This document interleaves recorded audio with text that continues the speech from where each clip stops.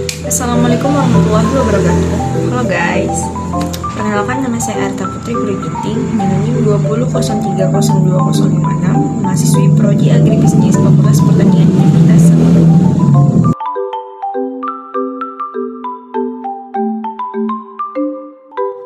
Yang pertama ada akuntansi manual. Akuntansi manual adalah sistem akuntansi yang dikerjakan dengan tangan atau manual accounting system.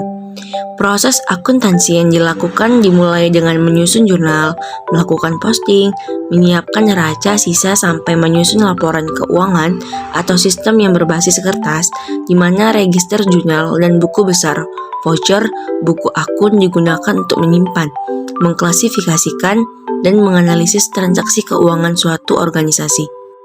Berikut adalah siklus akuntansi manual. Yang pertama itu ada bukti transaksi.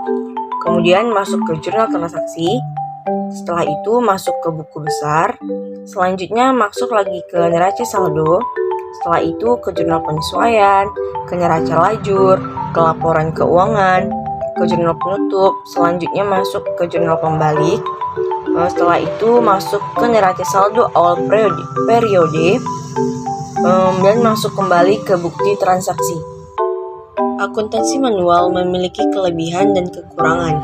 Kelebihan dari akuntansi manual diantaranya yaitu yang pertama, untuk memastikan kembali perhitungan komputer, yang kedua, meminimalisir kesalahan, yang ketiga, tidak membutuhkan banyak biaya, dan yang keempat, memiliki peran penting. Selanjutnya, akuntansi manual memiliki kekurangan, yaitu yang pertama, keterbatasan akses untuk mengecek dan memonitor laporan keuangan pada sistem akuntansi manual tentu lebih terbatas dibandingkan dengan komputerisasi, karena pihak-pihak yang ingin mengetahui hal tersebut harus mengeceknya satu persatu. Yang kedua, ada resiko kehilangan data cukup tinggi. Sistem pencatatan data secara manual juga lebih berisiko tinggi kehilangan data. Hal ini bisa terjadi karena kehilangan atau terjadinya kerusakan dari laporan yang dicatat secara manual oleh karyawan yang bersangkutan, apalagi ketika terjadi kondisi yang tak terduga seperti banjir, kebakaran, dan lainnya. Yang ketiga, ada sistem pengawasan yang terlalu rendah. Perlu diakui bahwa sistem pengawasan dan kontrol pada akuntansi manual memang masih lebih rendah dibandingkan dengan komputerisasi. Selain itu, sistem ini juga rentan terhadap tindakan kecurangan seperti penyalahgunaan aset usaha, pengubahan data laporan keuangan untuk keuntungan pribadi, dan tindakan lainnya yang merugikan perusahaan. Topik selanjutnya adalah komputerisasi akuntansi.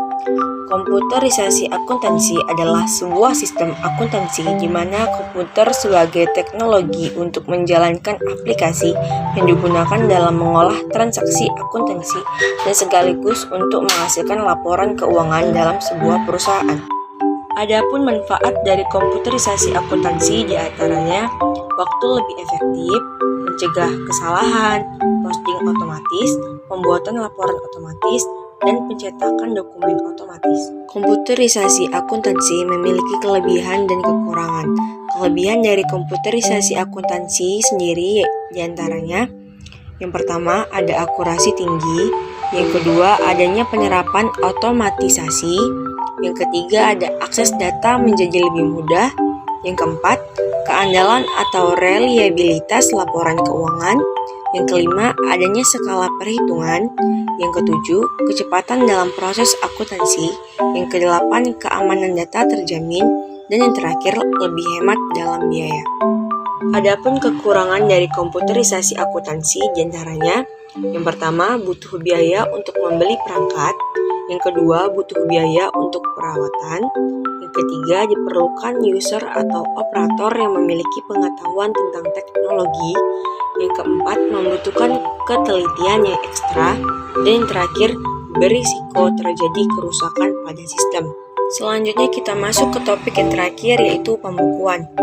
Pembukuan adalah suatu proses pencatatan yang dilakukan secara teratur untuk mengumpulkan data dan informasi keuangan yang meliputi harta, kewajiban, modal, penghasilan, dan biaya, serta jumlah harga perolehan dan penyerahan barang atau jasa yang ditutup dengan menyusun laporan keuangan berupa neraca dan laporan laba rugi untuk periode tahun pajak tersebut.